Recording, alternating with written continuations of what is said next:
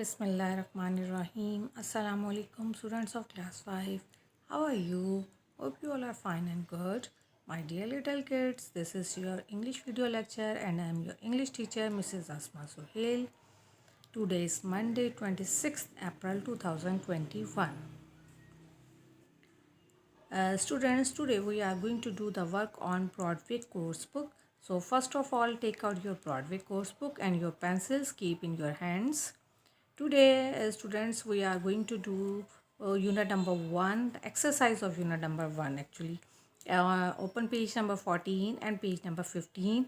On page number 14, we will do question number 1 and on page number 15, we also will do question number 1. So open your books. First of all, mention date and day. I have written the date and day on the top, so you also write the date like this. Page number 14. Learn to read 1. Your question is complete the following sentences in your own words. Students, I hope that you have listened the story very carefully, and if you listened it very carefully, then it is will be very easy to for you that you can write the answers in your own words. अगर आपने story को बहुत carefully listening किया, बहुत ध्यान से आपने सुना है, तो इन जितने भी आपको वर्ड बैंक दिए गए हैं इनको आप इजीली फिल कर सकते हैं अपने वर्ड्स में. उसके लिए आपको दोबारा रीडिंग नहीं करनी पड़ेगी. आपके माइंड में वो सारी चीज़ें अगर क्लियर है तो आपको इन ब्लैंक्स को फिल करने में कोई भी मुश्किल नहीं होगी. A part.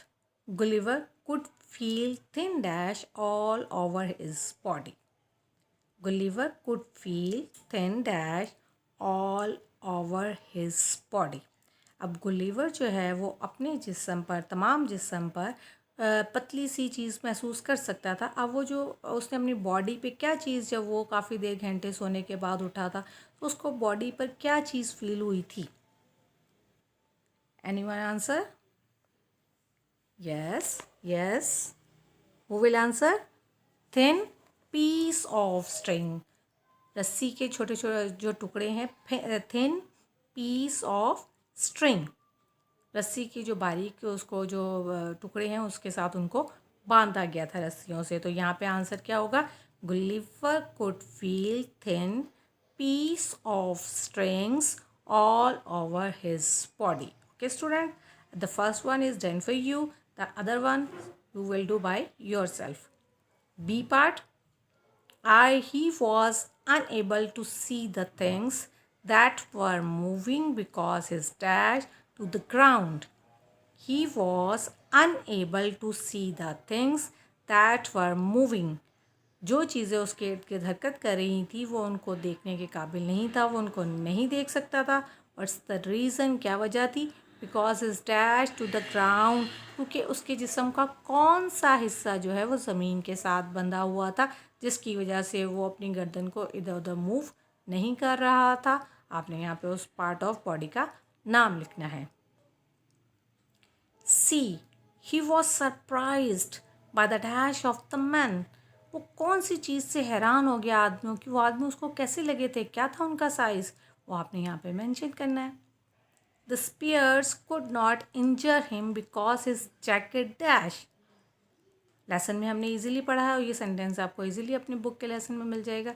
जो नेज़े हैं वो उसने उनको जो नेज़ा वो छोटे में आदमी जो उसको मार रहे थे उसने उसको ज़ख्मी नहीं किया था.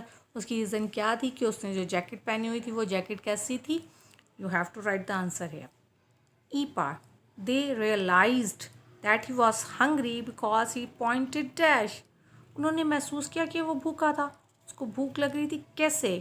बिकॉज ही पॉइंटेड, क्योंकि गुलिवर ने किसकी तरफ इशारा किया था तो उन्हें पता चल गया था कि उसे भूख लग रही है. उन्होंने उस बात को महसूस कर लिया था.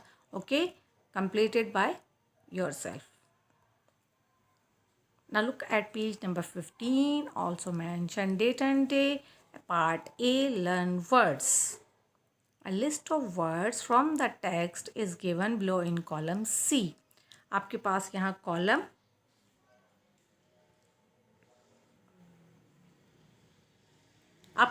पे कॉलम सी है. Write down words and phrases that can be used to describe them. यहाँ पे आपको ये नाउन्स और वर्ब दिए गए हैं, एडजेक्टिव्स दिए गए हैं। आपने इसके अंदर मेंशन करना है कि ये वर्ड जो हैं ये आपके लेसन से उन्होंने लिए हैं। इसमें आपने इसके साथ एडिशन करना है। इसको डिस्क्राइब करने के लिए हम क्या बोलेंगे, टॉल कौन कौन सी चीज़ें लेसन में यूज़ हुई थी। The word in column A should be from the text. आपके पास जो कॉलम ए है, यहाँ आपने इस बॉक्स में जितने भी वर्ड लिखने हैं वो आपके लेसन में हैं।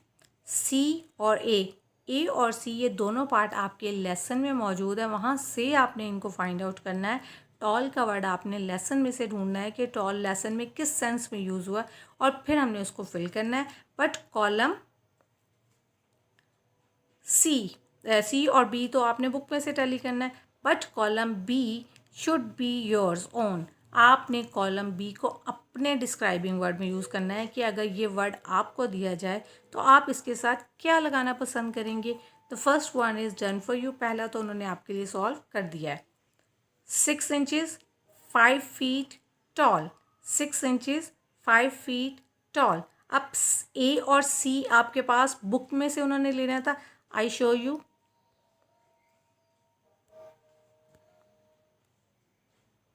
This is your book, page number 12. Look at page number 12 and find out the word 6 inches tall. हरी अब जल्दी से ये ढूंढें आपके पास ये क्या है। Look this in this line.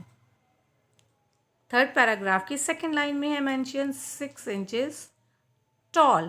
अब 6 inches tall आपके लेसन में ऑलरेडी मौजूद है, इसलिए आपने अब इसको यहाँ से मेंशन कर दिया। लेकिन बी पार्ट जो है वो आपने अपने वर्ड्स में लिखना था, तो ये आपकी चॉइस है कि आपने यहाँ पे, उन्होंने ऑलरेडी ये डन किया हुआ है।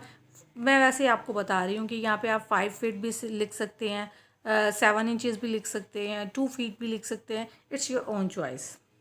Now let's see number 2, hair. Hair सबसे पहले हम कहाँ जाएंगे, look at page number 12. Here on second line, this is long thick hair. Is it clear? हमने यहाँ पे बी में मेंशन किया लॉन्ग थिक हेयर। ओके, अब बी पार्ट में आपने अपनी चॉइस का वर्ड लिखना है। ये मैंने फॉर एग्जांपल आपके लिए फिल किया है, but you have to do it by yourself. आपने अपनी वर्डिंग यहाँ पे यूज़ करनी है। मैंने अपनी चॉइस में लिखा है शॉर्ट ब्लैक हेयर। अब आपकी चॉइस है, आप यहाँ लिख लें short curly hair, white hair, ये आपकी अपनी चॉइस है। Same like this C part, look at C part. Piece, the word is using piece. अब पीस हम चेक करते हैं कि लेसन में पेज नंबर 12 पे पीस कहाँ पे मौजूद है। जल्दी से ढूंढें कि पीस का वर्ड कहाँ पे है। Okay, in first paragraph third line, thin piece, thin piece. Okay, thin और पीस। अब आपने पीस के साथ अब बी पार्ट में खुद से आपने राइट करना है। अब आप पीस के साथ खुद से कुछ भी लिख सकते हैं। लॉन्ग पीस भी हो सकता है, स्मॉल पीस भी हो सकता है, लार्ज पीस भी हो सकता है, थिक पीस भी हो सकता है। It's your own choice. Now look part D, arm. Now let's C on page number 13। आपने पेज नंबर 13 पर जाकर देखना है। This is left arm. Is it clear? Left arm, but in column B you have to write the answer by yourself. You can write right arm भी हो सकता है, left arm और फिर right arm. The next is dash people. Let's see, where is dash people? Ooh, page number 12, little people. Little people.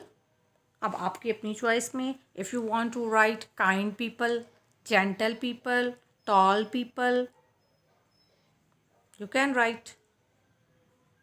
Okay, the next is dash hurt. अब hurt, let's see where is hurt. Oh, this is badly hurt, badly hurt. You have to write here badly hurt, but in column B what will you write, आप क्या लिखेंगे? It's your own choice. Hurt ज़ख्मी हुआ, badly बुरी तरह। अब आप क्या लिखेंगे? सीरियसली भी हो सकता है। You can write seriously hurt, deeply hurt, या अब आप अपनी चॉइस में राइट कर सकते हैं। The next is voice. Let's see voice. Where is voice? Oh, clear voice. Is it clear? Clear voice. After that, clear voice in your choice. What will you want to write? आप क्या लिखना पसंद करेंगे? Loud voice भी हो सकता है, soft voice भी हो सकता है। Is it clear? Now the next you have to done by yourself. आपने बाकी जितने भी वो आपने इसको खुद से सॉल्व करना है। ओके स्टूडेंट्स, अल्लाह हाफिज़।